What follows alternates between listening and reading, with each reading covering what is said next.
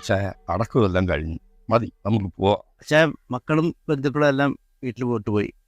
നമുക്ക് പോവാം. എടോ, ഇന്നെൻ്റെ ഭാര്യ മരിച്ചതോ, ശരിക്കും ആ വഴിക്കും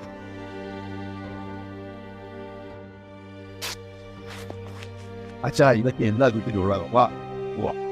ഞാൻ നോർമലാണ്. ഇന്നെൻ്റെ ഭാര്യ മരിച്ച ദിവസമാണ് ഞാൻ പറഞ്ഞത്. ഇന്ന് മുതൽ എൻ്റെ ജീവിതത്തിൽ മാറ്റം.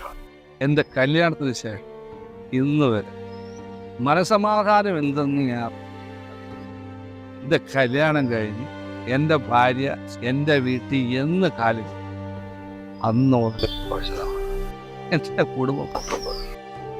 ഇതൊക്കെ എല്ലാവർക്കും അറിയാം. വാ നമുക്ക് വീട്ടിൽ പോവാം. ഓ, ഞാൻ ഇത്രയും മുഴുക്കുടിയനാളുടെ പ്രധാന കാരണം എൻ്റെ ഭാര്യ.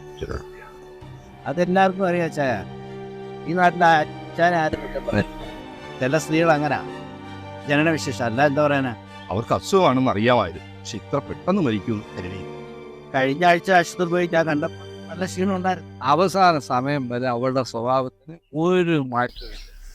എൻ്റെ അമ്മച്ചിയുടെ നേർക്ക് കുതിര കയറാൻ അവക്ക് എപ്പോഴും.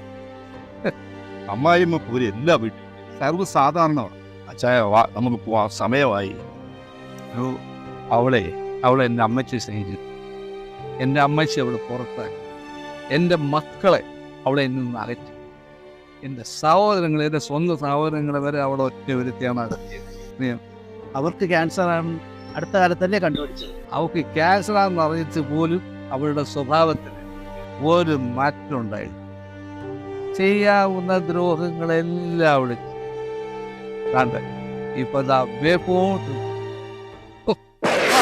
അവിടെ പ്രശ്നം തുടങ്ങി. ഇനി കർത്താവിന് ഒരു മനസമാധാനം കൊടുക്കുന്നു. കർത്താവെ, നിന്റെ കാര്യം പോക്ക.